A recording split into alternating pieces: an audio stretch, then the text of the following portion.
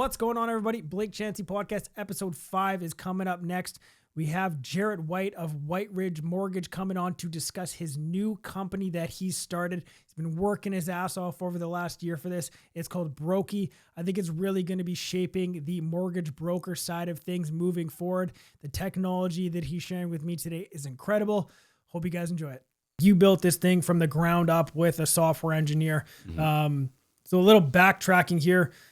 We hung out at a golf fundraiser tournament this summer for another brokerage. And right off the bat, we'd be talking about this new venture you're on called Broki, something that helps other mortgage brokers and professionals kind of dial in their CRM and systems to streamline the process from start to finish. And I've been super intrigued about it, man. I love seeing you grind away at it. I know it's been, a year-ish of back-end coding and figuring out how are you going to systemize this thing and get it to where it is today. And now you've booked all these calls for the month of December. So I'm stoked to have you on today and talk about it now while it's still fresh, green. And then I'm going to have you on again in 6 months or a year, whenever it is.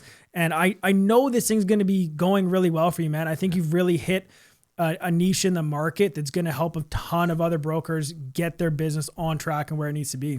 Yeah, well, I think the biggest thing is I'm pretty excited about it and confident with it because there's not a single other platform that was made by a mortgage broker. So they actually don't know what we need day in and day out. Of course. And for the most part, you could kind of classify some of the systems that we get our applications through as CRMs, but they're not really. But a true CRM, which there's a handful of competitors out there that sell mortgage CRMs, just like how real estate has Lofty and Follow Up Boss and all those ones. So we have the similar kind of thing, but out of those, I'm essentially the only one that's a software company. So every other mortgage CRM is just a marketing company because they're taking someone else's software and they customized it once and then they're reselling it. Okay. But so they don't have any access to the code of that software. So if someone wants to, if you came to me and you're a broker and you say, it'd be cool if it could do this, or I really need this in my business. That's why I need to go to this other place because it doesn't do this. Yeah. They basically just have to say, I'm sorry, it doesn't have it. They have to maybe see if the parent platform that's a generic CRM has the capability of them customizing that and then giving it to them, or they have to request it from that parent company. And it's like requesting Salesforce to add in a broker specific feature. They're not going to do it. They're going to make something that's generic for everyone, that it's going to benefit all their users or the majority of their users, not just one or two, because they have millions. Yeah, they're going to be thinking at the broad picture for all the different types of businesses, whether it's a car dealership or an accountant, a dentist, any single business that needs help with the CRM. They're not going to specify one specific niche market to go into, right? And that's where I'm excited, because we're at a point now where I've been playing catch up essentially with features, trying to get it to a point where all the existing platforms out there for mortgage brokers, that my platform can do everything that they can do, but do it better. Yeah. And now that we're at that point, it's just a matter of getting enough people on and getting them to say, hey, it would be cool if it did this. It'd be cool if it did this. And we're going to be building that stuff out at record pace. Yeah. Whereas the other companies, they're going to have to make a very tough decision soon. And that's what I think. They're going to have to make a tough decision soon, whether they just hold on for dear life and then run their business into the ground, or they pull the plug and they start from scratch and try to build it up again as their own software.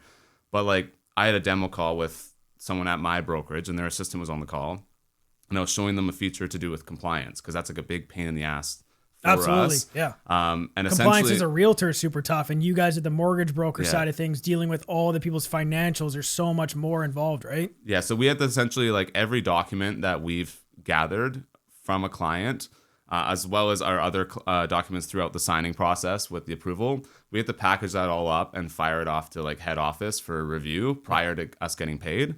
And so most of the time it's a nightmare, tracking down every single thing that they sent us, or some things were over email, some things were uploaded. Yeah.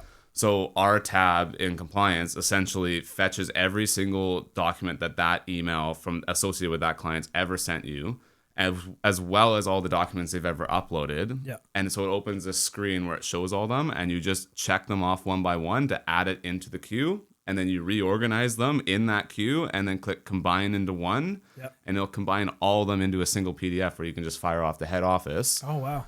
But then, so the assistant was like, well, what if it's too big of a file? Because our system that we have to use to push it to head office, which is pretty much a system that like majority of brokers use in Canada, it only allows 10 megabytes. Oh, okay. And so when you actually add all of them together, it's usually a lot more than that. Yeah. And I was like, well, I didn't think about that. So I was like, God damn it. And then literally within 20 minutes of getting off that call, I reached out to her. I was like, compression's all been added in. You can compress it medium, large, or small. Yeah.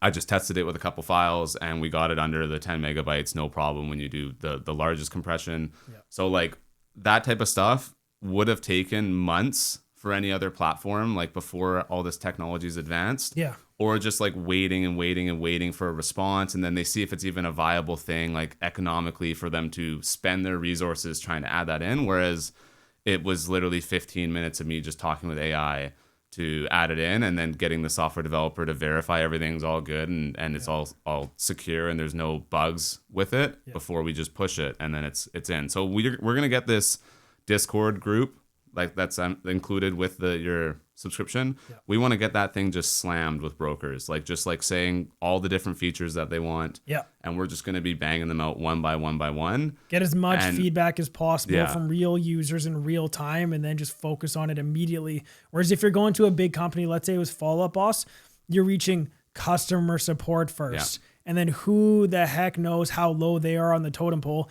Then they're reaching their supervisor, their manager. Then it's going to a marketing or sales team, seeing if it's going to be worth their time as well. Then it's going to be going to the engineers if it gets approved. Whereas you're just like, okay, you're probably reading the stuff yourself. Yeah. And you're like, oh yeah, that's a good feature. We should have that. Let's start tackling this right away.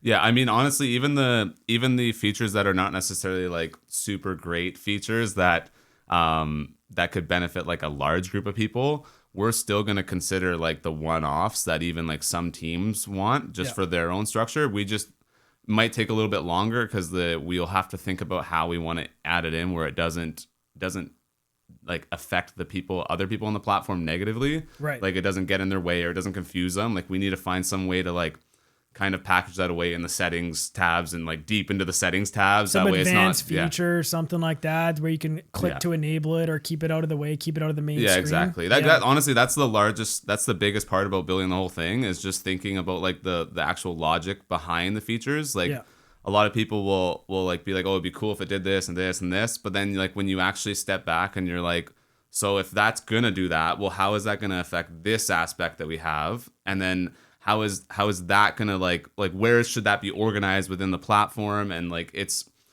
really just like these roadmaps in your head going around, and it's super confusing. And sometimes you get to a point where you think you did the right logic for something and you mapped it out the right way where this should happen and then this and then this and then this, but then you realize that it's just like hindering some of your other features that you have, and then you have to kind of backtrack and make it all flow really, really well. And I think that's one thing that a lot of these CRMs don't do, is because they're so generic that they're meant for every business, that there's a lot on there that you will never ever use. Like a lot on there that you would never use.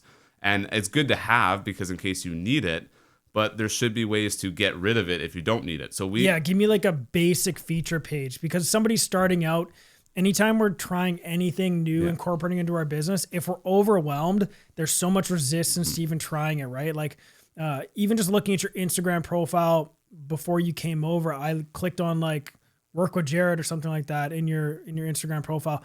And it came up with this super easy streamlined page where it's like, book a call with me, like Google review, something like that. And it just seemed so simple. And I'm like, okay, this is probably what's going to be based on Broki. It's going to be super easy, super user-friendly, visually appealing, not overwhelming, anything like that. Well, that's funny that you actually saw that, because I only added that in like a couple days ago. Oh, really? Yeah, I wanted to ask you about that too, because it's great. It's essentially like I've always been against like link trees and all that stuff, because I think it looks unprofessional when you have like not your own company link in your bio. Like Agreed. I think it should be like if it's Blake Chancey Realty, it should be BlakeChanceyRealty.com or whatever, or WhiteRidge.com or whatever whatever your company is, that should be what you're using. 100%.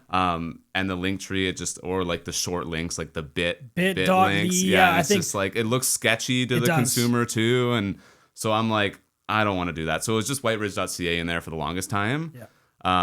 But like now both my websites, Broki and White Ridge, were built on one of those coding platforms. Nice. Like I didn't use WordPress or any of those other ones. It was literally a day of work. And you can look up both the sites there. Pretty well designed, in my opinion, for the amount of time that was put into them. Yeah. And they're both done on a platform called Lovable, which is great for building websites and like SEO optimizing it and everything. Yeah. But I was like, well, if it's doing that, why don't I just like tell Lovable to make like a link tree style page on my website? Because then it's still going to be my website URL. It's still going to be whiteridge.ca. Yeah. So now it's just whiteridge.ca/links. And then it's like formatted super nice on a phone for all those different tabs. And it was probably 15 minutes of work, not even. Wow. I think I thought of it at like 10:30 at night, and I was watching TV with Caitlin downstairs. Yeah. And then we're like getting ready to go to bed, and like we turn off the TV, go upstairs. She goes into the bedroom. I'm like, just 1 second, I'll go in. And I went in the office, just type into Lovable quickly. I was like, I want a link tree style page for White Ridge. I want it to include like my booking page. I want it to include my application. I want it to include all these things that are like the most important things, like my Google reviews, my application, my booking link. Yeah. And then I was like, make it really well formatted for a phone, because it's really only ever going to be seen from someone clicking in through Instagram on a phone. Right. Yeah, that totally makes sense. Not a lot of people like, are on Instagram on their desktop clicking a link on there. And I was like, go. And then 30 seconds later came back, it was done. Tabbed over to the Broki site. I was like, do it. I just copy and pasted the same message into the Broki site. Yeah. Did that, and then boom, I had both of them ready to go. And I think it looks better than link trees, to be honest, too. It does. It looks so much better, man. And I've been using shortened URLs for 15 years in my business, right? Like every single ad on Meta, so Facebook or Instagram, like it had an external URL that's like bit.ly dot, and then I would try to, I paid for the upgraded version where you could do the back end and show like the property address at least.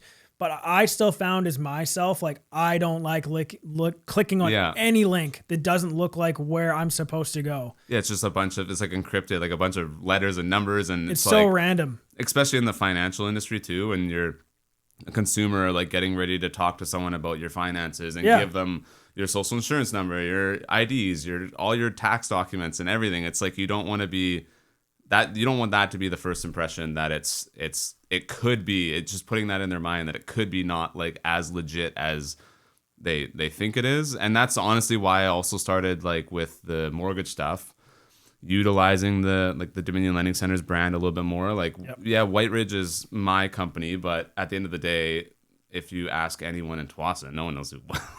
Nobody's gonna know. Yeah, but like across Canada, a lot of people know Dominion Lending Centers. Absolutely. So then I can now just tell people, and it just gives them a bit more reassurance. Like, hey, my company is White Ridge Mortgage. I'm a team of brokers with Dominion Lending Centers, which is the largest brokerage in Canada. Yeah. And it's the same as some people saying like they're with Real or whatever. Like there's teams on Real, of course, but like that team name is not holding nearly as much weight as the brand Real itself. For sure. Or the brand Remax or Roll the Page or whatever. So I started doing that recently, but with the whole Broki thing, I'm honestly surprised I kept the name that I kept that name. It was honestly, I like it. I think it's good. I think the branding's on point. Your social media has been getting some really good impressions and feedback and likes. AI has been a huge help for you. Like without AI, could you have done all this? No. So just to put it in perspective for people that are listening, when we started, it was about a year ago of like 10 hours a day just in front of the computer essentially talking to ChatGPT. It is an easy way to think about it. Yeah. You're just going back and forth and you're telling ChatGPT like, I want it to do this. It builds it out, and you're like, that's not correct. Like it needs to flow this way, or I want this button to be located up here, and it needs to trigger or open this window instead. So you're basically just talking with AI all day long. And what I could do in the first 3 months, I can do in an hour now. Wow. And it's not even because I'm getting better at talking to it. It's just, it's better at reviewing all its previous work before it makes any kind of changes or recommendations now. So before it would like just assess like the relative features around what you're trying to build. Now it like looks over the whole platform before it builds anything else. Man, that's wild. And it's pretty crazy because I think from when I started till now, I haven't looked exactly, but I've probably spent a total of like 13 grand. Okay. And so the developer that I brought on about 3 months ago, he's a partner in it now because I wanted someone that I was getting to the point where I was going to start reselling it. I needed someone that was good with like actually knowing what's going on in the back end, because compliance and security and stuff is like probably one of the most important things on our end of things. Absolutely. Yeah. And, for sure. and without me actually knowing like all the ways to like secure the platform, make sure all the links and the database is encrypted. Yeah. There's a different, like, it's called row level security. So like there's certain triggers that you won't be able to access certain columns in the database if you're not an authenticated user with your account and all that. So he was very good at kind of cleaning everything up. Yeah. When he joined, he said it was a mess. Like, really? he said it was a mess. He was very impressed overall. He's like, how long has it taken you to do this? And I was like, oh, it's been like maybe 7-8 months. He's like, 7-8 months and you've done this much? And I was like, yeah, why? And he's like, well, we don't use AI with the company that I work for because they do a lot of stuff for the government. And they're not necessarily allowed to use AI on those builds yet because the government hasn't really gotten to that stage of just approving everything. There's a huge delay of them having to get approval to be able to use certain systems for their building. Yeah. Sounds like the government in a whole, right? Everything's super slow. Lots of promises. Takes 10 years to get anything done. Pretty much. Yeah. But so he's like, this, what you've built so far, even 7-8 months in, would take my team. So he's a project manager. He manages a bunch of software developers. Okay. He's like, it would take my team, which is about 5 software developers, 3 years to build this. Dude, that's wild. And they're all making anywhere from $100,000 to $140,000 a year in income. Yeah. So he's like, we're sitting probably at like the $2.5-3 million in cost just to pay the payroll for the people to build this out. Yeah. And you're 13 grand deep. 13 grand deep. And if you're not the person building it out and you're doing it at cost, if they were building a client that would be like, if the government came and they said, we want this exact same thing, and they were building it out, it would probably be like a $4.5-5 million build. Oh, for sure. I mean, like the Arrive Can app. Yeah, and I'm 11 grand into it. Yeah. And a ton of my time, which I have to take away from the mortgage side and how much I could have made more there. Yeah. But the potential is so much higher. And as I started to keep going, like I didn't start and then I was like, I'm going to make this the biggest CRM. Like it wasn't like my intention was to build it out. I just was like, I got a call from a buddy one day and he's like, yo, there's this platform out there where you just tell it something and it codes it for you. Yeah. And I was like, no way, right? and then I used it to build the White Ridge website. And I was like, I wonder if this thing could build like a documents portal. Like I wasn't even gonna go deep into it, but I was like, documents has been the biggest pain in the ass on the broker side. Yeah. Collecting them, people email them still, even when you tell them to upload them. It's just like there's never anything simple. I was like, what if I could just make like a cool documents portal? I'm going to see if I can do this. And if it starts to look good, then I might worry about like tightening it up, making it secure, and then using it eventually in my business. I was just kind of screwing around. And then I finally built like a decent flow where I was just like uploading like pictures from that I had because I wasn't going to like put people's documents through while testing it. Right, yeah, good idea. Like uploading pictures and it's like everything's like pretty seamless. Uploads, now it's pending. I can approve it or reject it and all this stuff. And I was like, oh, this is actually pretty cool. And then I was like, well, it'd be cool if we could do this too and split the documents. And it'd be cool if it could merge the documents. And I just like adding all these things one by one. And then it got to a point where it was a sick document collection portal. Yeah. And then I'm like, well, this is awesome. But now am I going to use this and also use my CRM and also use this other platform? Because I have no way to like manage what stage that they're in the process. Right. It's like, oh, I'll just like add like a simple little pipeline in there where you can add your stages. And then I was like, oh, but now what if I want to like change my stages? I can't just have it like as a set stages. You got to be able to customize them and all that. Yeah. So it just like kept building and building and building. And it was really just for me at first. Yeah. And I was like, oh, this is eventually going to be so sick. I'm going to be the only broker that has this and everyone's going to want to work with me and everyone's going to send business to me and like all this stuff. And then it was about 6 months in where I'm like, I'm going to sell this. Yeah. I'm going to start selling this to people. For sure, man. And so from the moment I decided to start selling it or wanting to get to the point to start selling it to now, I would say at that point, it was only like 15% of what it is now. Yeah. So it was like still so bare bones. And I'll show you after this podcast, because I can still log into the old system and you can see what it looks like. And I can log into the new one. And it's actually like wild. And it's been such a short period of time, but it's almost like nostalgic me looking at that, because I spent so much time sitting and looking at my platform, because every single feature and every single button and every single location of the button and the design of everything has been 100% thought of exactly by me. Yeah. And I'm excited for the next couple months, because I know that back then 3 months worth of work is like 1 hour now. Yeah. So what's 3 months? What I've done in 3 months now is like, I can't even believe how much has changed in 3 months. So if I can do that amount of change in like 1 month or every single month from now on, especially with all these brokers telling me what features they want, it's just going to like snowball. So like crazy. It will literally be the only CRM that brokers want to use, because it's literally built exactly for them with everything they want. And they know that if it doesn't have what they want, we'll be adding it in right away, because they'll see that chat with people requesting them, and then me just replying a day later saying done. Yeah. And then it's just going to be like, why wouldn't you be on a platform like that, where you could basically get the software to implement whatever you need? Like if it's not there, you just tell them what you need and it's going to be there. And we're going to work on it, and we're going to get to it fast. I think the best products in life in general, whether it's tech or anything, it's based on a need for something in somebody's day-to-day life, right? Like my robot vacuum. It's the best investment I've made in the last couple of years. Yeah, it's great. I bought an iRobot like a decade ago, and like the thing was fine. It kind of swept the ground pretty well. This one mops and vacuums, and with the 2 dogs, like having a husky is nuts. We got to vacuum 2-3 times a day. Like the Dyson would overheat on a daily basis for us. Now that I bought this like sick robot vacuum, it's buying back my time. And that's exactly what your program's going to do. It's going to streamline other people's businesses, so they're not going into their email or looking at a text in a screenshot. They're going to send everything into that platform. It's going to be super easy. So it all came from a text from your friend saying this could do this, and then it went to a website that you built, and then from that it just kept kind of snowballing. So he's pretty like entrepreneurial. Like he's probably my most entrepreneurial friend from like growing up. Yeah. And not even because like his parents were or anything. He just has always had this like desire to like have this business and then like try to improve it and all this stuff. So he has a couple car detailing shops where he does like the PPF wraps on cars and all that. And then he was building out a software prior to all this AI stuff for like managing like the bookings of like service-based businesses, like mechanic shops and detail shops and all that. Yeah. And it's very, very expensive to build software if you don't have this stuff.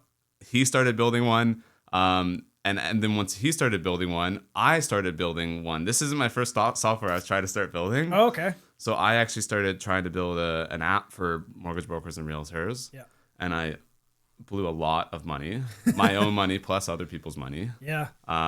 And more my money and a lot of my time. Yeah.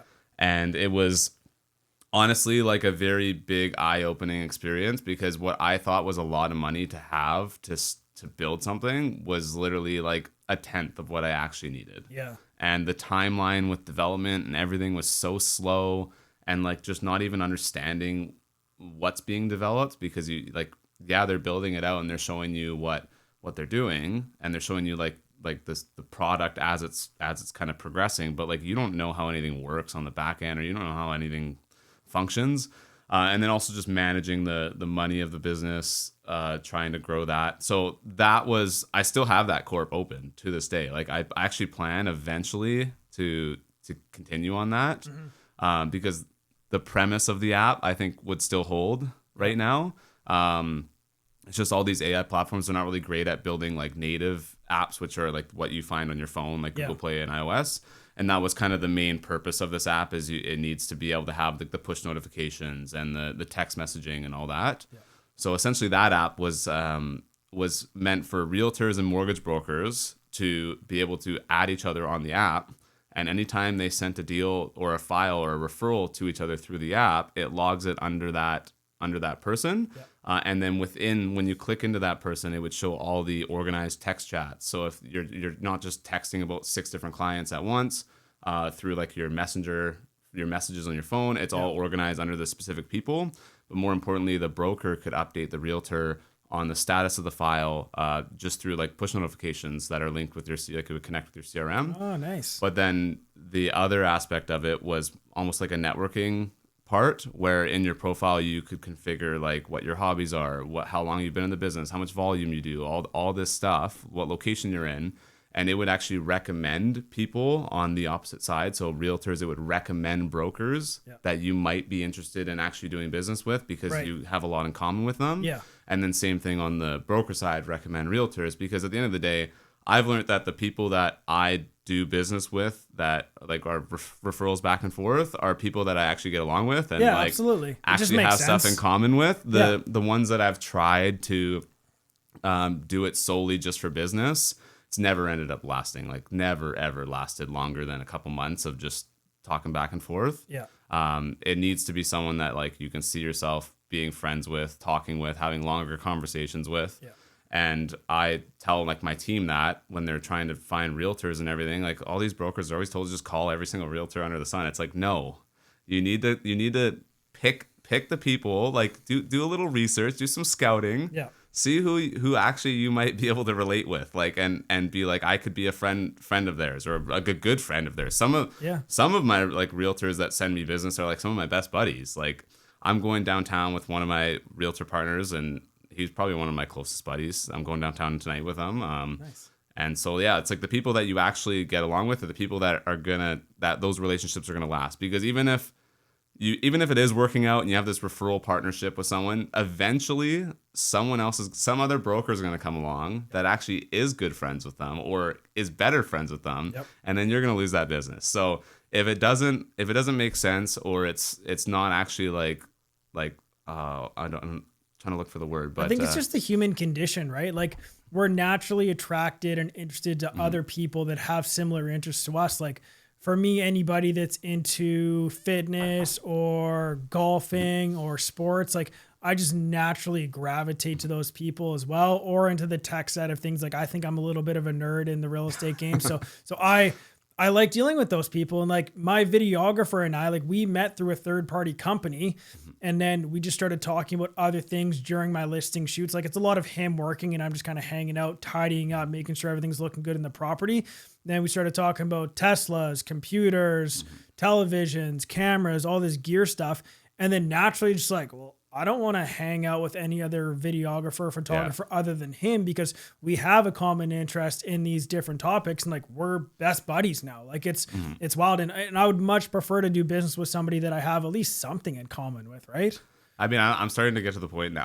I'm like, you always say I'm pretty young, but I don't feel like I'm pretty young, but you always say I'm pretty young. Compared to me, I'm 38, you're 26. Like a lot of my friends, I would say like I still have lots of friends that are from high school and all that, but I don't really hang out with a whole lot of them too often, like maybe 2-3 times a year, just get together type of thing. My friends that I actually hang out with like regularly are all people that are like doing something business related. And it's not even just real estate or mortgages. It's like, if I can't have some sort of conversation, and I don't people are like, oh, don't bring up work. Like I try not to bring up work that often, but like I actually I like talking about not the nitty gritty of the work, but like the thought behind the business, like the actual structures of the business and the processes and all the different systems and like how to scale it. Like a lot of my closest buddy is the one that has that the detailing shop, and like our businesses are completely different. Like not the same category. Not even close. But like when we hang out, we just talk about like he gives me things that he's like, oh, maybe that would be like a good idea that would probably help like bring in more customers, or this is a better way you could market. And then like I'm giving him ideas, and like honestly, whenever I have something that I'm like unsure of, even when it's like hiring staff or whatever, like instead of calling my brokerage owner or like my coworkers, I'm like calling my buddy that's literally runs a detail shop. Whereas that's wild, eh? Same thing, he's calling me, because I think we both just feel like we can have like this totally open conversation where there's no like, because I feel like especially people in their 20s, there's buddies don't want their other buddies.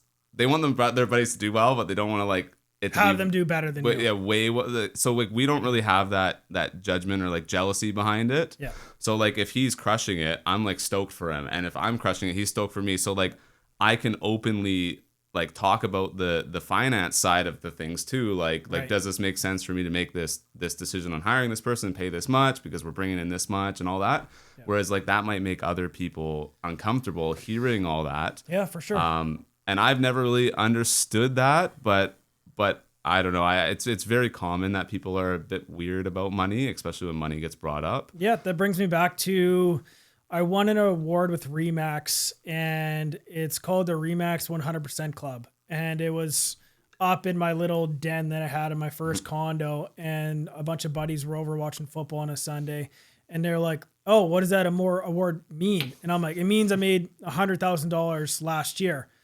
And one guy was like, "Dude, that's awesome. That's incredible. Yeah. Like, good for you." And then I saw a couple other of my friends are kind of like, "Oh."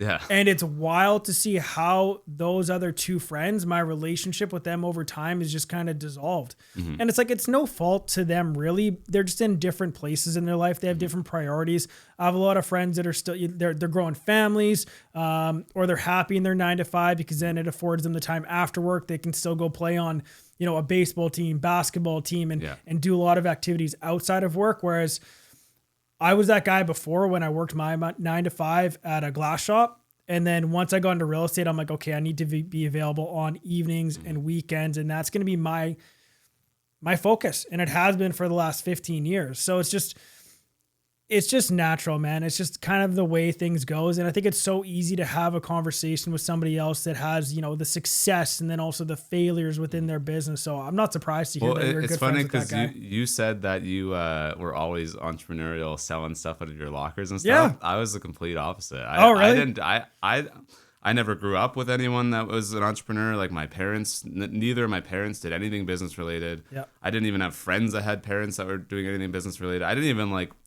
even really grasp the concept of like anything other than like a 9 to 5. Like I was in high school and getting out of high school, like my only thought was like, what job am I going to do? Right. Like what job am I going to go into? And I didn't even know what I wanted to do then. So I don't have a university degree or anything like that. I didn't go to, I went to trade school. So I went to some school, but not for any like academic course. Yeah. And I never understood the aspect of anything outside of like just getting paid an hourly or a salary rate until I worked at the auto body shop. Yeah. And I just got a job there as a detailer, just cleaning cars. I was like just out of high school, fresh out of high school. And the only reason why I got a job there is because I did all the stuff to get my lifeguarding stuff done. Became a lifeguard because I heard that they made more money than like your minimum wage job. It was like $10.45 was minimum wage when I started working. It's probably way less when you were at minimum wage.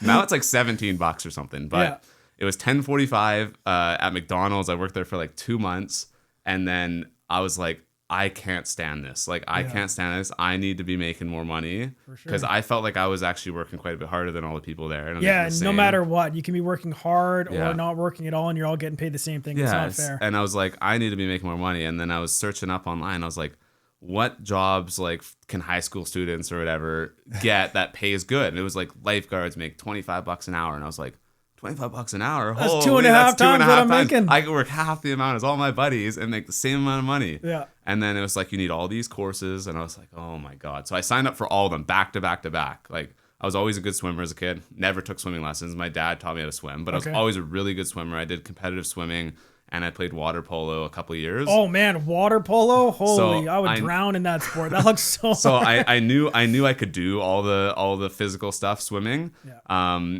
And so I signed up for all the courses back to back to back, and then just burned through all of them. As soon as I got a job at the pool, a couple months later, the pool was like, we're shutting down for 3 years for renovations. Oh shit. So I was like, oh my God. And then so I went through all that work to only have like 3 months of work. And then my mom's like, oh, our family friend is the manager at Craftsman. You could get a job there in the meantime until you know what you want to do in school or until you know what you want to do in university. Yeah. Like, think about it. We don't want to help like support pay for university unless you actually know what you want to do. Like, my parents have always been really good at like saying, if you are going to go to school, we'll help you. You got to pay some of it. Yeah. but we'll help you. But you got to make sure you know what you want to do. We're not just going to pay for you to do like general studies or whatever for the first couple of years, and then you decide, like, pick it, and then we'll maybe help. Yeah. So I was like, okay, I'll get a job at the body shop. And then I was a detailer there. And so the painters and the bodymen and the detailers are the people that work in the back. We're just responsible for cleaning the cars after they've done all the body work and painted it. Yeah. And so the bodymen and the painters, their hourly rate is only $25 an hour for a painter and like $29 for a bodyman at the time. Okay. And in my mind, I'm like, these guys are driving nice cars. They own houses. I'm like, how the hell are they affording that when they're only making $25 an hour or $20 an hour? And then within a month, I realized that the hours weren't actually true hours. It's all book time. So if a car comes in, yes. ICBC gives you 20 hours to, say, paint the whole side of the car. Yep. Well, they do it in 4 hours. They're still getting the 20. So that rate just went up from $25 to $100 an hour of their actual time. Yeah. Same thing in the auto glass industry, man. Yeah. Some windshields that we would put into, like, let's say a GMC Tahoe, we would get paid like 7.5 hours. We could rip it out and put it together in like 25 minutes. So as soon as I heard that, I was like, wait, so you're telling me if you just paint more cars or you do more body work, you're going to start making more money. And I was like, I'm sold. Like that was like my intro to business was like, even though it's not business, it was like my intro to like your output is what you get back. Mm-hmm. And so I was like, okay, sign me up. And then the manager's like, well, no, we actually don't need a painter right now, but maybe maybe in like 6 months we'll rediscuss and we'll let you go into the painting course and then start. Yeah. And so 6 months later, I was like bugging him all the time. I'm like, hey, I want to do that. Like let's get going on it. And he's like, fine. So I went to VCC, started the level 1, did my apprenticeship, got through all of that. And so the average like hours in a month for a normal worker, 9 to 5, is like 160 hours, right? 40 hours a week. 40 hours a week. So on average, all these painters and bodymen that were like actually good at their job usually fall between 500 and 700 hours a month of pay. So, of pay. So you're $100 an hour, 80 to $100 an hour is your average. Wow. So that was like my huge intro into it, but I've always had really bad timing with things like the pool. I had bad timing. Yeah. This, as soon as I got my red seal, which actually allowed you to go flat rate, which is when you actually start racking up those hours. Until then, you're just normal straight time, work an hour, you get paid an hour. Yeah. But as soon as I got my red seal, they're like, oh, we're putting in this new rule where you have to pay, we're taking 30% of your hours away to cover material costs. Oh, jeez. And I was like, oh shit. So it was like literally a 30% pay cut as soon as I got my red seal. Going from $100 an hour to $70 an hour. And then get this. So I was like, I worked that. I was still making honestly really good money even with that 30% cut, because if you're doing 5 times the book time, like a bumper pays you 3 hours, but I would prep 6 or 7 bumpers at the same time, throw them all in the booth, and then understand which ones were solid colors, which ones were metallics, because the booth air flows from one side to the next. So you couldn't put all your solid ones at the back, because then all the metallics that you're spraying on the one in the front would just float into the back. Okay. And you would see like these weird sparkles on one that's not supposed to be sparkly. Yeah. So it just, once you actually get good and you know how to organize them and all that stuff, I was throw like 6 bumpers in there. So it's 20 hours worth of bumpers, and that's done in 2.5 hours. Yeah. And then go load up some other cars. And you were always bouncing around doing stuff though, like, because especially with the painting side of things, you're putting a coat on and then you're running out and you're starting to sand the next job and getting it masked up or half masked up before you can move it in the booth. And so there's like the bake timer that actually cures the paint. Yeah. So there's all this stuff going on in your head of like, I got to wait 5 minutes before the next coat. The other booth is baking with 40 minutes left. I got this other car that I need to prep. I need to sand the primer down. So I feel like honestly that job was like the best intro to like time management with like, it sounds like it sounds like your brain just started going into how I can be more efficient in my day. How can I make more money? How can I make this a better streamlined process? Because one thing would always hold up the next. Like if you didn't have, like if it was the end of the day and a car came around from the body shop and it had the Bondo on it and you didn't prime it, you would not even be able to work on it the next day because you have to wait 24 hours for the primer to dry. So you're juggling the cure times of all these different things, whether it's the primer or the bake cycle on the spray booth, or your base coat or your clear coat. Yeah. And any little one mistake in your paint job's messed up, and then you're doing it again for free essentially. Right. So it was like bouncing around, doing all the stuff. And the funny thing is, there's two people that have left the shop that I was working with to do their own business. Mm-hmm. One is actually a realtor. I'm not going to say any names. Okay. But one's a realtor, does very well, like anywhere from 50 to 60 deals a year. Wow. And then one started another business, and he's making 7 figures a year. Wow. And like doing calibration stuff for cars that are in accidents, go around like all the new sensors and all that. Yeah. So it's like, the crazy thing is, it's like this body shop where you don't need any education or anything like that to go work. It's just all these people that are flat rate. I would barely even take a lunch break because I just wouldn't want to waste any second. Just keep working and then go home early type of thing. Yeah. But like, there's something about that industry that when you leave and you actually take that leap into like business, everyone seems to be like flourishing pretty well or managing pretty well, because it's just total chaos there, and it's total chaos in business all the time. Yeah, for sure. So that's so interesting that they would pay you what like ICBC was paying you though. So for me at the glass shop, I was getting $25 an hour, no matter what we were making on the vehicle. And like, we could go through 6 to 10 windshields in a day, but we also did residential windshields as well, or windows as well. So it was a mix of a few different types of businesses that we were doing. But yeah, $25 an hour was it, no matter how many windshields I did in a day. So that's interesting. They pay it. It's all flat rate. You get a certain amount of hours that ICBC says that the average bodyman or the average painter should be able to complete it in. Yeah. Which is honestly a very generous, like a bumper. Yeah, a bumper, we get 3 hours to paint a bumper. And that's actually true. You got to prime it, and then you're waiting a little bit for it to cure. Yeah. And then you got to sand it down, and then you got to mix your paint, and then go in and do about a 40-minute cycle of spraying, base coat, 5 minutes, base coat, 5 minutes, and then your clear coat. And like, it does add up. Yeah. But they're not accounting for you throwing 6 of those, doing all the primer on 6 different jobs at the same time, and then doing the sanding at the same time, and then mixing all in your other stuff at the same time. So if you get into this flow where you're actually working on something all the time, the amount of hours that just rack up is crazy, because you could throw 6 in there at the same time, and then you're quadrupling or multiplying your hours by 5 or 6 then. I would just assume that the business owner, the owner of that franchise or, sole business would be taking that extra money though. It's a pretty brutal industry to be in. I don't think anyone would be in it if the money wasn't there. It's like and like health wise on the paint side, it's terrible, terrible. And you're supposed to be wearing like protective gear, and we do wear it.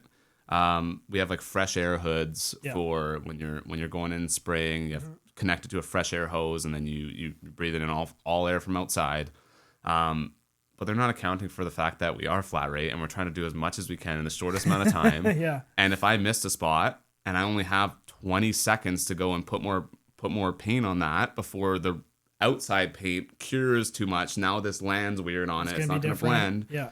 If I only have 20 seconds, I'm just running in there holding my breath and spraying it. Yeah, you're just and going running back out. in. Yeah. So it's like you're cutting corners. Also, when someone else is working and they're priming something out on the floor, and you're just walking into work, and you have all your stuff, you're not thinking about wearing your respirator. The air quality is not there. So when I was working there, when I was kind of like right near the end, when I would walk through the mixing room, I wouldn't smell any paint. Like it smelled the same as your house smells like right now. Yeah. I didn't notice anything. I probably couldn't even smell anything. I just didn't really think about smell, even like in my kitchen when there's food. I just never really thought about smell. Yeah. And then I went and visited not too long ago, and I walked through there to see if one of the coworkers was there, and it just instant instant head rush, like headache. Super strong smell. And it's like, holy, I was breathing in this all the time. Just completely unaware of it. Just going at it. And I used to, so my hands right now are like super baby soft hands. Yeah. And the only thing, like calluses from the gym maybe, but like they're soft hands. When I was working there, I would be washing my hands with paint thinner at the end of every day. Yeah. Because we're supposed to wear gloves, but then you're trying to tape up a car with gloves on. It's sticking to the gloves. Yep. So I'd be ripping those off, and we'd just be burning through gloves left, right, and center. Yep. And then eventually you spill some stuff on your hand, and you're like, okay, well, it is what it is. Mm-hmm. And end of the day comes around where you go to wash your spray guns, just stick your hands in there and just get it done, get out of there, right? Yeah, same thing with us. Bolt to the bathroom to wash it with normal soap afterwards. But like my hands were so dry and hard and scaly And I was like 19, 20 years old. And my hands were like rock solid. Aged like a 95-year-old man that's been in a construction it's crazy. job for 100 So it's years. not a good environment to be in. But yeah, no, similar with the glass shop. Like when we were doing custom glass for heavy duty machinery, we would sand it, and like sometimes I wasn't wearing a mask. Yeah. And like when you're sanding glass, it's ultra fine particles that are going out in the air, and I'm like, looking back, I was like, I wasn't that smart and I didn't do the right thing. So what took you then from that really good high paying job, kind of like the sky's the limit, into the world of being a mortgage broker? So it's the same thing. It's bad timing with everything. Okay. So I finally got into it. They cut the wage by 30% right. for the material. Yeah. And then I worked for maybe another 7 months, and then COVID hit. Oh. And then it was like no cars coming in the shop. So it was so good for the time that I was working there before COVID. Yeah. But then when lockdowns and stuff started happening, people weren't driving as much. Yeah. Less accidents. Yeah. And there was 1 month where I kid you not, I painted one gas cap. I got paid 0.3 hours. So not even, it's like $7 I got paid. My paycheck literally said $7 on the paycheck. It's a waste of paper. And I was like, this is not good. And like, we don't even know when this is getting better. We don't know what's going to happen. And one of the guys at the shop had previously left to do real estate. Mm-hmm. And so he was doing very well, and this shop was just kind of dying. Like I honestly didn't even think that industry was going to like survive, because we didn't even know what was going on. It was like total chaos. I never would have thought of that, but yeah, it makes total sense. Everybody's at home. They're not on the roads at all. I'm sure the automotive glass industry got beaten up a ton too, because they're not out on the roads getting hit by semi trucks and rocks breaking their windows every single day. It was terrible. And I was like, I got to find something. And at that point it was tough, because it was like, I'm now 22 years old. All my buddies that have been in school their whole time, and I was the one working, making money. Now they're all getting into their high paying jobs because with their degrees that they had, and not super high paying, but like very good starting wages with like lots of room to improve. And I'm like, well, I have nothing that is not paint related. Yeah. And I'm not going to go back. Nobody's swimming. Yeah, I'm not going to go back and be a lifeguard. Pools. I'm not going to be a lifeguard again. Yeah. So I was like, well, what do I do? And then that's when I thought I'm going to be a realtor. Yeah. And then so I went to the realtor page to sign up, and then it was the Sauder UBC like realtor course, mortgage broker course. Yeah. And then I was like, oh, what's a mortgage broker? I had no idea, right? I had no clue what a mortgage broker was. Yeah. And then I just kind of thought to myself, I like took the night and I was thinking about it, and I was like, I'm going to do one or the other. I made up my mind. It's one or the other.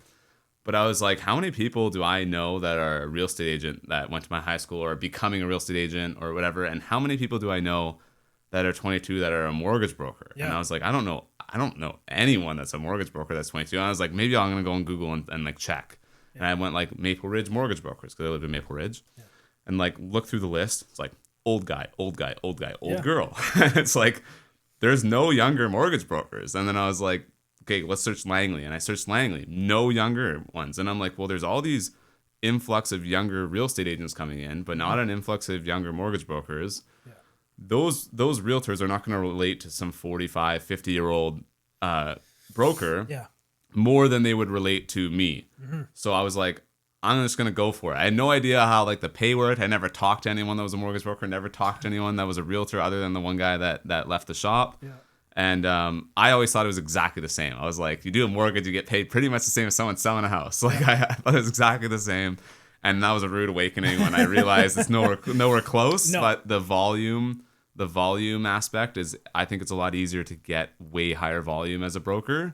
Yeah. And you can scale it to a higher point easier, but I think that the initial 1-200K is brutal with being a broker, because you might have a bad split with your brokerage or whatever, and you need twice or three times as many people coming through, and you're competing up until closing date. Like you guys got the comfort of subject removal. You know when you're good to go. You got hopefully that. As long as the deal closes, which is the same situation for you as well. But yeah, our clients can't just like say, 2 days before closing, they can't switch to another realtor. Yeah, which they can definitely still do with you guys, which is wild. That's kind of the tough part. But I was kind of kicking myself the first year. I was honestly kicking myself. I was like, I should have become a realtor. This was not a good decision, especially because I was trying so hard and I didn't feel like it was coming together. Like I was getting a couple mortgages here and there. Yeah. Which everyone at my brokerage was like hyping me up. They're like, "Oh, you're doing so good. You're crushing it. You're crushing it." I'm like, I don't really feel like I'm crushing it. Like, well, especially if you came from a successful paycheck before, right? Like you were making good money before. So to go into the mortgage broker space, you want to have more than what you were previously making. At least the same. At least the same. Yeah, 100%. I mean, in first year, if you're transitioning, taking that leap of faith from completely different industry to another one, you know that there's going to be some roadblocks and some challenges, but you want to make at least the same. So it was definitely very, very stressful because I was like 6 months in. I did a couple mortgages. Everyone around me is telling me I'm doing so well. And like, I'm just not believing it myself because I'm like, this pay is not lining up with what you guys are saying I'm doing. They're like, don't worry. It's just like it compounds over time. The longer you're in it, the better. Yeah. I'm like, well, it better in my mind. And then sure enough, like a year into it, it was starting to get more consistent. Instead of like one deal every 2 months, it was like 1 or 2 deals in a month and then maybe 1 the next month and then 2 again.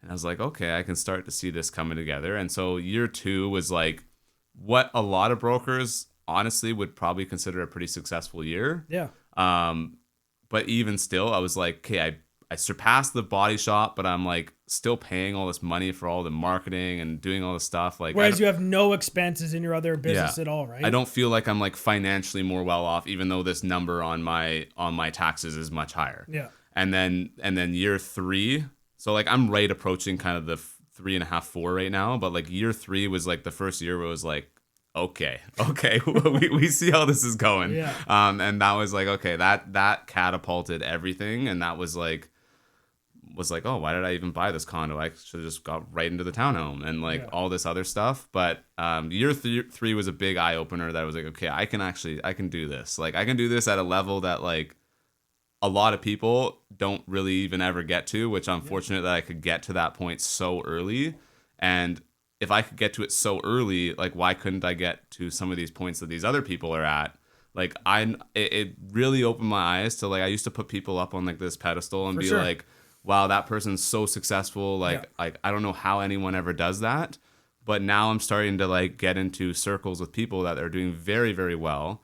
And I'm realizing that they're just people. Yeah. And I feel like there's really nothing stopping me from doing exactly what they're doing. I just need to put in the reps to actually make it realistic for me to do what they're doing or get what they're getting. So like I have friends that are marketing agencies over $1 million, like real estate over $1 million, mortgage side over $1 million. And it's like, I look at all of them and they're super successful and I look up to them. Yeah. But at the same time, I'm like, there's a lot that I know that I can do just the same as them. So there's no reason why I shouldn't be able to get there. I just need to actually kind of work backwards and see what they're doing on a daily basis to actually make it reasonable for them to get there and just keep doing that. But it's like they all say, it's like getting in those rooms, getting around other people that have changes everything. It changes your whole mindset. The biggest roadblock for anybody, I think, becoming super successful is believing that they can actually get there. And if you're around other people that have been there and done that, it's just gonna be like, oh, this is just a normal, regular person. Why can't I do it too? It's wild. And there's like tiers to it too, because even when you think you're being conscious about that and you try not to put people on these pedestals, like for instance, people that were making multiple hundreds of thousands a year, it's like I looked at them and I was like, holy, like that's more money than I've ever even thought was possible. Like the $100,000 mark was like the gold mine goal for like what I thought in high school. Like I need to make $100K when I'm older. And you're gonna be set. Yeah, exactly. and then I started to get around people in business, and like I hear people making 200, 300K, and I'm like, holy, that is so much money, right? And then you start to see that it's like actually like there's a lot of people doing that. Like it's actually not even like a lot of people might not see it in their life, but if you're around a lot of people in business, like that's not like super uncommon. No. And like a lot of those people, some of them might be like super exceptional in things, But a lot of them too, you can look at and you can say like, I honestly think I could do it better than that person. So yeah, especially for customer service driven, right? Like, Yeah. I think that you probably built this platform to help you as a broker, but also help the customer experience be that much easier too, right? Because then you're streamlined in your processes. So if they have a question about their file, you're probably going to be able to answer them a lot easier as well. So the client portal in the platform is like what the main selling point is for the brokers. Okay. So essentially, like right now, other softwares, like the software we use to collect documents, it has a documents portal where you can upload documents and all that. It's pretty bare bones and it's kind of ugly. And I mean, ugly doesn't really matter too much, but it is a bit ugly and it doesn't really flow nice. It doesn't function nice. It glitches all the time. Okay. But then that's all it does. Yeah. And then there's other brokers that have CRMs where they're doing like status updates, like when it goes from one stage to the next, like they're submitted their file. They're going to let the client know, hey, we submitted your file. This is where it's at. And then it's approved again, another stage update. A lot of brokers call them milestones. They send like milestone emails out. So I initially was like, well, why doesn't the documents portal just have like your status of where your file's at, like in there, right? So now it's the documents. It has the status of where they're at in the process, and it will update them when you do move it. You can choose to send them an update or not, but either way, when they go into their portal, they can see where they're at. And so it was just those two tabs to start. And then the third one, I was like, well, why doesn't it show everyone that's helping them on their file? Like all the contact info. So the lawyer, the realtor. I was just going to ask that. Everyone. How does this help the realtors along the process too in their communication? So it shows everyone involved in the process. So the client can easily access the lawyer's contact info, the lawyer's associate's contact info, the realtor's info, the realtor's assistant info, all in one spot, right in that team, your team tab. And then the next tab was like, I'm doing all these pre-approval outlines over email. That's always been known to do. Why don't I make the process easy for me to outline the pre-approval in the first place on my back end, but then display it in a way that's super easy for the client to understand on their side? Yeah. So now there's a qualifications tab, essentially, which if I want to outline how much they can purchase with selling their car or not selling their car or paying off these debts, you can have as many of those scenarios in there, and you can title them and then go into the deep details of them and then save them in there, and you can unpublish them or publish them. So if you want to take some out, if they're just kind of getting in the way after you do more reviews, you can take them out. So it's very customizable. I really like that because in my experience, I've bought and sold 4 properties now, and those were usually just phone calls. Exactly. Like, I would talk with a mortgage broker and be like, to complete on a property that I purchased back in 2019, I had to pay off the next year of my lease with my vehicle. But they didn't really show me what I could afford unless I did that no matter what. It's just like, you need to do this because your buying power is going to be so much more. And so I just did that. And then he's like, okay, you're going to qualify for this, instead of saying, if you want to keep the vehicle for whatever reason and make those payments, then you can afford this. So like, and they're all there, right? So you can look back. Like, say you got them to do it with paying off the car, right? And then you got one to do it without paying off the car. But then now you want to remember what they said, what it was like originally with paying off the car. You want to be able to look back at them. So all the different scenarios are there and you can look through them, which doesn't also cover the aspect of like, okay, what products are you actually going to look at? Like, what bank are you going to end up going with? Yeah, for sure. So then that's when the last tab got put in, which is the offers tab, which you can essentially compare all the different lenders side by side. So on my back end, if I know that, like, say these 3 or 4 banks are by far the top choices for this client, I can add those in there. I can add pros and cons for each option. And then it also will calculate the penalty estimates and everything. And so they can see it in their portal, like literally side by side. This is what the payment is for this option. Wow. This is what the payment is for this option. This is what the penalty is. These are what the pros and cons for this option is. And I have yet to actually have a consultation talking about like which one they should choose after I send that offer out to the client, because they're seeing all the pros and cons. They're seeing the estimates of penalties. They know exactly what they want. And then they're just basically saying like, I think we're going to go with this one. And I basically am like, yeah, it's honestly the one that I probably would go with too. Yeah. Like, that's so good, because anytime somebody's buying or selling real estate, they have a billion things going on in their head at any given time, right? And they're really just focused on the next property that they're going to be purchasing. So when they're talking to me as a realtor, a lot of stuff that I do is verbal as well. And a lot of the time it just goes over their head, and then they're texting me again later, asking the same question over and over again. And I think we're all visual people too. So if you get to lay it out to them with all the options, the payments, which lender offers the best product, what's going to work for you, And then with your consultation with them, they already know what they want, and you can still give your advice. Like maybe a client says, we know what we want to do, but Jared, we want to know what you think the best option is for us. And then if you align, like that's a fantastic thing. Yeah. And you can like outline like which ones you recommend versus which ones you think are kind of side options too. Yeah. It's like that, honestly, in my mind, is the selling point to these brokers. It's not necessarily you can make your life easier, which you can. Yes. But it's you're going to make your client's life a lot easier. Yeah. And you're also going to get way more business from those referrals by making their life easier. Oh, for sure. Yeah. If you can take the hard brain work out of things and just make it so easy and visual to see, and it's just kind of a no-brainer in your choice in which bank and product you're going to use, that helps the consumer so much. And then, so the real estate side of things, because you can add partners in there, right? Yeah. And so when you're associating that partner with a file and it's showing up in that client's team section, now that realtor is linked with that client. So now if you go into that partner in your system, it will show every single file and every single contact that you have with that realtor. Mm-hmm. And you can actually send either the realtor like an instant update with one click, or you can send them their portal link. Every single realtor has just an encrypted link that's access to their portal. If they go on that portal, they can see the status of every single contact they've ever sent you, every single file that's with you, all in one spot. And that link doesn't expire, so you're not like getting just like bombarded with emails and stuff. You can literally just bookmark that link as something. Open it whenever you want. Yeah, and open it whenever you want. Check where a deal is, if it's been approved, if it's not. Yeah. And it's just an easy way for them to know where things are going on. Same with the lawyers. The lawyers get the same aspect. They get to know where things are going on. Oftentimes when we're ready to actually send a file off to the lawyer, like it's good to go, broker complete, it just needs to sign at the lawyer's office. Most brokers will write up like a big email basically being like, this is the lender, this is the mortgage amount, this is the purchase price, closing date, all this stuff, just to give them like a bulk bit of info, client's contact details, all that stuff. Mm-hmm. You literally only have to click one button and it automatically will extract all that data into a templated email, basically being like, this is the lender, this is the mortgage amount, this is our broker fee if there's broker fees involved, like all this stuff into one email. Send. Now they have a full overview of what they're going to be looking at, of all the client's contact details, everything, plus the link to their portal where they can view all the status of it. So it's like pretty dialed in for the partner side of things and the client side of things. And then for a broker, it's just super easy, like easy to look at, easy to use. It's not clunky like some of these other ones are.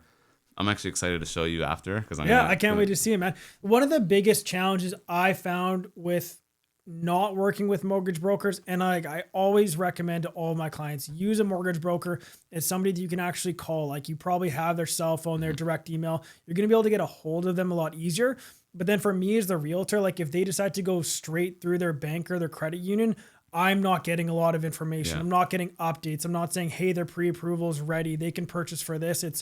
It's usually almost like too late in the game where I actually finally get in talks with these people. And I will try to be proactive. If they say I'm working with a credit union, I'm saying like, can you please send me their email and their phone so I can get in touch with them, kind of fill that person in the process. But then even after that, I might not hear anything until they need an accepted offer. Whereas like when I work with a mortgage broker, the communication's so much better. And then like this is just going to elevate that whole experience too. Or they're just asking you for an extension. Yeah. Or they're just asking for an extension at the 11th hour. I have subject removal at 5 p.m. It's 4. And they're like, oh yeah, we need to extend for 3 days. Yeah. No, for sure. I see that a lot. But no, honestly, like I initially, this whole platform, I just wanted it to be better for me. But now I'm at a point where like obviously I want it to be successful and make a lot of money. Yeah. But at the end of the day, like my main goal with it is just to be able to provide brokers with a system that they can understand and coming from somebody in the industry that's been there and done that. And also has everything they need, because I bounced around from so many systems. I've been on every single competitor's system essentially. Like everyone that I'm competing against, I know exactly what their system's like, and I used it for a solid amount of time. Yeah. And I know what it can do and I know what it can't do.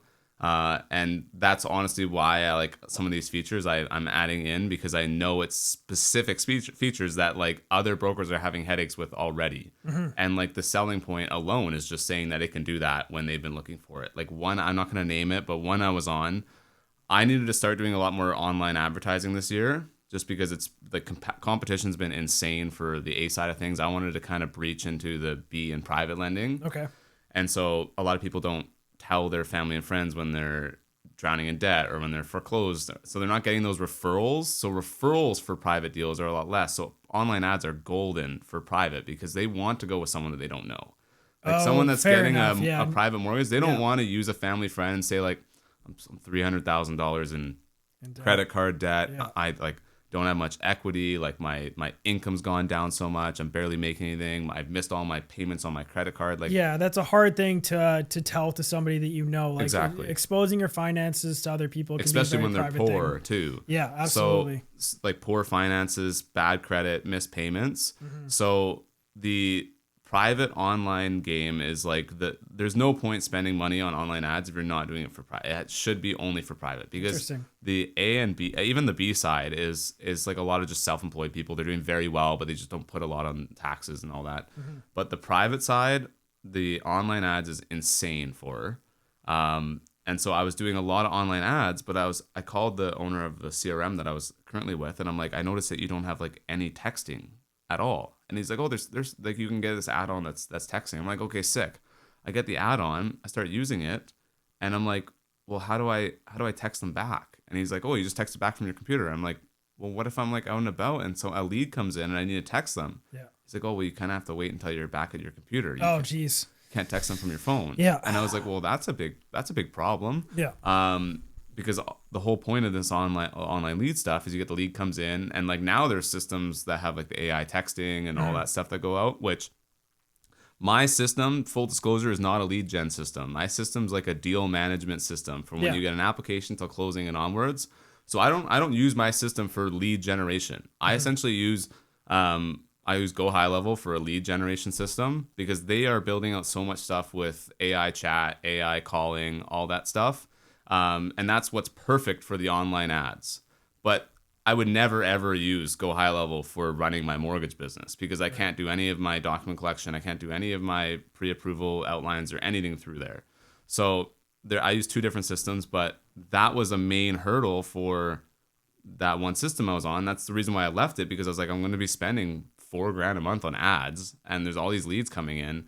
I need to be able to actually have the system texting them and be able to respond or jump in when I need to. For sure. And they're like, we're not really developers. We can't really add that in until we wait till the parent company adds it in. And success loves speed. Like any entrepreneur out there, any realtor, mortgage broker, you know that if you're getting back to somebody in like within 3 minutes is like the ideal time frame, because there's so many other options online. They can just go reach out to somebody else. And if that person reaches out to them first, they're probably going to go with them.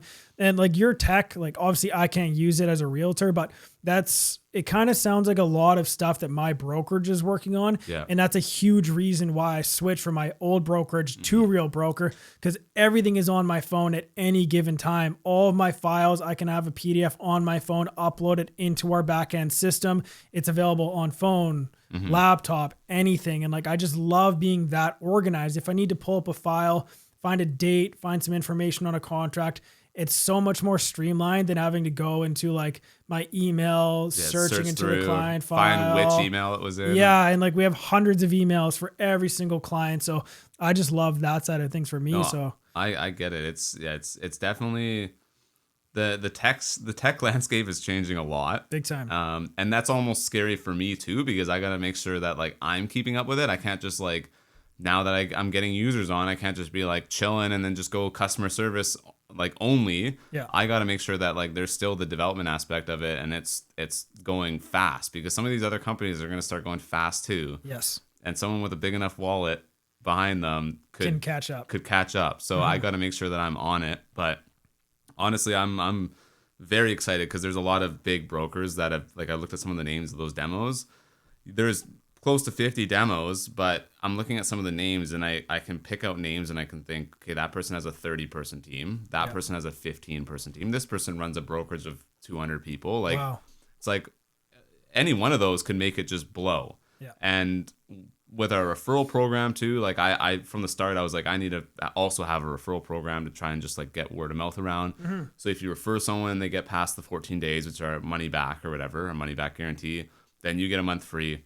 But if you want an additional month free, you have to do a 30 to 60 second video testimonial. Nice. And that has to be why you joined, what you like about it, and why you would recommend it to other brokers. And you have to give me permission to use that for marketing. And real life feedback is the best. I hired a video editor just this week for my long form YouTube content for real estate. And the guy asked me for a video testimonial, and I've only got one video done, but the communication was perfect. I was like, yeah, I'll get it to you tonight. Yeah. And I'm more than happy to, if it helps me. So like my ad plan is literally just get like 30 videos of like well-known brokers that are saying why they joined, why they like it, and why you should join. Yeah. And just put them all into the same campaign so it cycles through them. And then all these other brokers, all they're going to see is just recognizable faces telling them that they should be going on this platform. Yeah. And it's going to improve their business. And I know a handful of those people that have the demos booked. If I get those people as the giving me video testimonials, if they enjoy it enough, then I definitely think by the end of next year, I could easily have 1,000 brokers on the platform. That's wild. So let's go back to this past week for you. So where are you? You just officially launched and you're taking demos over the next couple of weeks here? Yeah. So the beginning of last week was like, I kind of made it public that we were going to be launching. Like it wasn't the launch date on Monday. It was going to be Friday's launch date, the 28th. So yesterday was the launch date. And, but I made it public on Monday, just kind of giving people an idea of what's going on, starting to post a little bit more. Yeah. And it was like 7 or 8 demos were getting booked a day. I put the calendar to start on December 1st. So like December 1st is like the first date that you can do it. Yeah. I actually did the 28th, but I guess just the way the calendar fell with no weekends being blocked off or whatever, it put it there. And so they're starting to flood in. And then I had people that were like texting me being like, what's the invitation? Because on the sign up page, there's like an invitation code to like sign up. Okay. And they're like, what's the invitation code? Because they can't sign up without it. And I'm like, just wait. Like I said, it's going to be on the 28th. And there's like people are eager. People messaging me being like, just give it to me. It'll be fine. I'll figure it out. I'm like, no, like I told everyone it's the 28th. Yeah. Like you got to wait. And so I have a handful of people that are not even from the demos. They're just signing up regardless. Wow. I already have like between 15 and 20 people on it right now. Yeah. And it's been one day.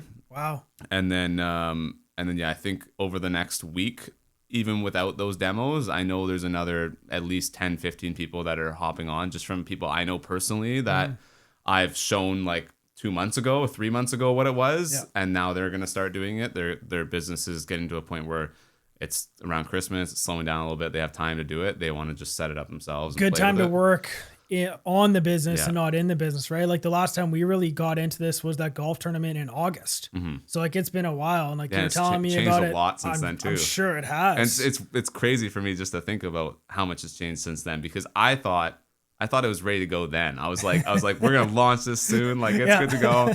And then I'm just like all the compliance and security and like all the bug fixing and like little things that people don't even ever imagine, like when they sign up for a software and it redirects them to the payment screen, and then the payment goes through and it creates the account and links it with that payment. It's like people don't understand how complex just that little thing is. Yeah. But like that's a pretty like important thing to get right. So like pretty damn important. So even that was like tough. And then there's waiting for it to get incorporated, and there's strikes with the government. And so I filed for incorporation to get my name search in, I think it was September 12th. Yeah. And I didn't get it back until like literally 2.5 weeks ago. Yeah. So, and normally it's like a 48-hour turnaround time. Oh, wow. Because of the strike. Yeah. It was, there was no like priority. You couldn't pay for priority. They shut that down. The priority is like an extra $100 and you get it within 48 hours. Okay. Other than that, it's only like a couple weeks. Available. Not available because of the strike. And then got it back a couple weeks ago. Rushed over to my lawyer. I was like, you got to prepare the corporation documents like ASAP. Yeah. And then I had him look through like the privacy policy and help me write that and terms of use. And that stuff's important too. Yeah. And yeah, it's just like all the red tape stuff that you don't really think about. It's not just like you have this system, let it go to the world. It's like you got to really take your time and compliance. Well, I thought in April, I was like, it's going to be ready by the end of summer. No doubt. No doubt. Like that's more than enough time. And then like I started telling myself like, it's not good enough yet. It's not good enough yet. It's not good enough yet. And honestly, I'm still at a point where, and I don't want this to make my platform sound bad, but I'm still at a point where I'm like, it's not good enough yet, because I just want to keep making it better and better and better. But like there's like my developer was telling me, he's like, man, like this is way further past where most platforms go before they launch. Like we're way past that point, and you don't need to have every single feature. Like we don't have e-signing yet. And the reason why is I don't necessarily know if the bank's going to accept some sort of document that's been e-signed through my e-signing. Right. So it's like I got to be more cautious of that, but I shouldn't necessarily not launch my platform just because I don't have e-sign yet. Like there's still everything else that they can do, and some people are going to use DocuSign anyways. Yeah, exactly. So like I keep telling myself there's still more, and I have like, even before people give me ideas, I have a list of things already that I'm still doing. But I was like, fine, you know what, you're right. We'll start getting it out there, because I have so many people that have been telling me like, I'll just start paying you now, like all this stuff. So I'm like, you know what, screw it. We'll get some money behind it so you can hire a developer and put the money. Like I'm not paying. My developer is so sick. He said he's not going to take an income until I take an income. Wow. So yeah, you just give him a percentage. Yeah, he's a very small percentage in comparison to me. Like very, very small. And the fact that he was willing to say like, I won't even take an income until you take an income, goes to show that he thinks it's going to be big. Yeah. Because his percentage is less than a tenth. And if he's not taking any kind of income and he's putting hours and hours and hours of work every single day, something that clearly both you guys really believe in. So our goal is to hire. So my first hire is likely going to be like a business development person for doing the onboardings, and also just reaching out to the people that are on the platform, asking what they want, asking what they like, what they don't like, reaching out to prospects that we want on the platform, big name brokers that, hey, are you liking your system? Would you consider coming over? So getting that kind of wheel turning. And then after we hire that, the next is a full-time developer. And my partner that's a developer will be like his manager, essentially, that just kind of makes sure that he's staying within the scope of what we're trying to get him to build. And then I don't think, even, it's crazy to think, and it might change obviously, but like if we get to 1,000 brokers in this year, that's over $1 million in annual reoccurring revenue. And I still don't think I'd take a wage. Wow. Yeah, I mean, there's a lot of people out there that have these $1 million, $10 million companies, and they're paying themselves $50,000 to $60,000 a year, just because the best way to grow your business is reinvest in it, right? Well, my mortgage business will support my life, right? So it's like I don't necessarily need to have like excess money, or I don't need to be going and buying a Porsche or whatever. I want one eventually, but like every guy does. Yes, eventually, but like for the first little while, I don't need to take a wage. Like even if it's making $500,000-600,000 in annual revenue, I don't need to be getting paid out of that. And the longer that I can go without taking a wage, is the longer that my developer will go without taking a wage. And then, I don't know if he wants to hear this. I'm holding them to it. No, he's super solid though, and awesome. I would actually be screwed if I didn't have him. I have people that I know that are trying to build platforms that are not developers, and they're using what I'm using, like with the coding, and they're so far behind in comparison to me having that person that's just like, okay, that was good, but like it's also a mess, and now I got to clean it up. So like everything I've been building, he's like, that is so good, but like there's all these problems that I need to fix. And I'm like, okay, go fix it.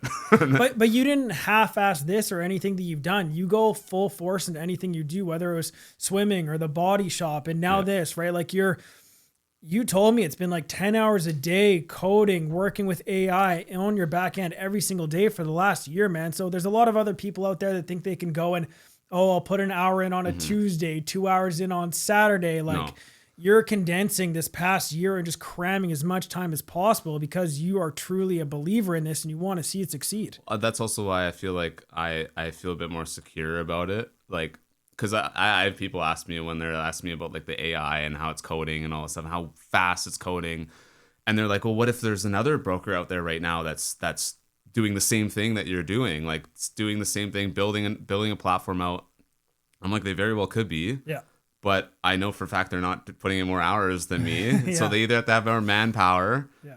And like, I'm also in a unique situation where I am doing well enough in business that I can support my lifestyle. Yeah.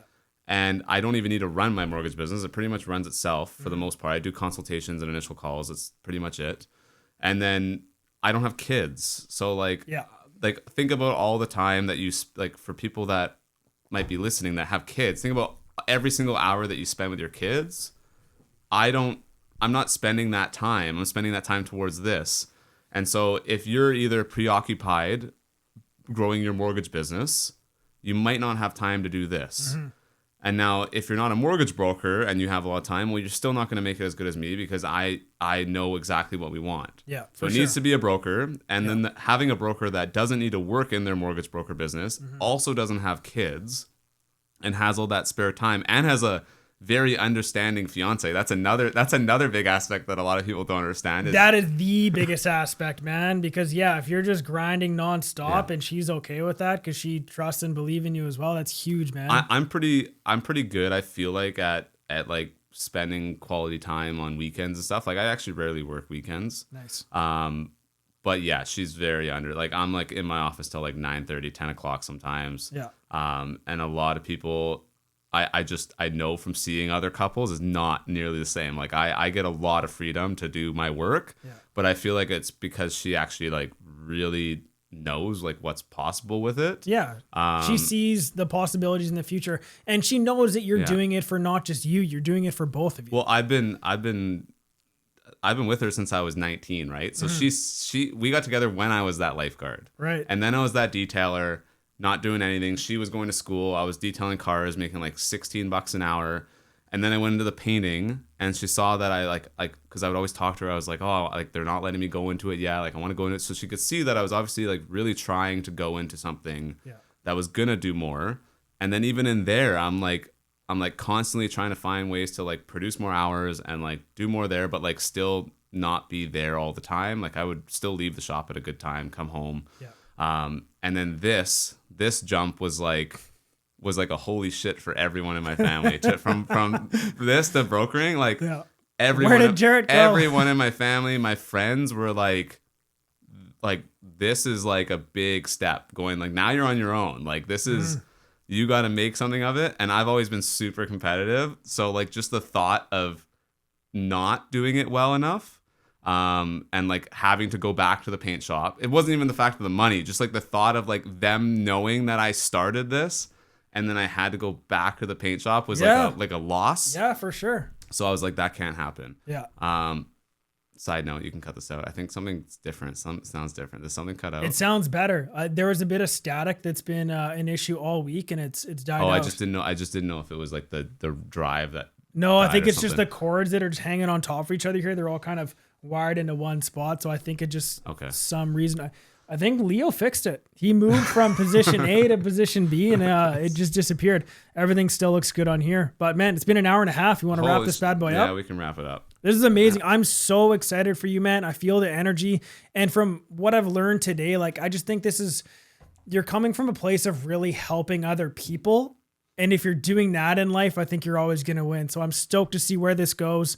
Jarrett White from White Ridge Mortgage, new product called Broki. If you're a mortgage broker, reach out to him. You can let the cameras know where to reach out to you. Yeah, so you can visit the website at Broki.ca, or if you're a broker that's wanting some more help and you just want to contact me directly, whiteridge.ca, white like the color, and then ridge like Maple Ridge, where I was from. That's where you can get my phone number, my personal number. Reach out to it anytime, and I'm happy to kind of give you some guidance if you need it. Love it, man. Excited to see you in a year from now or whenever and how this goes, man. Thank you so much for coming on. Yeah, thank you. Cheers.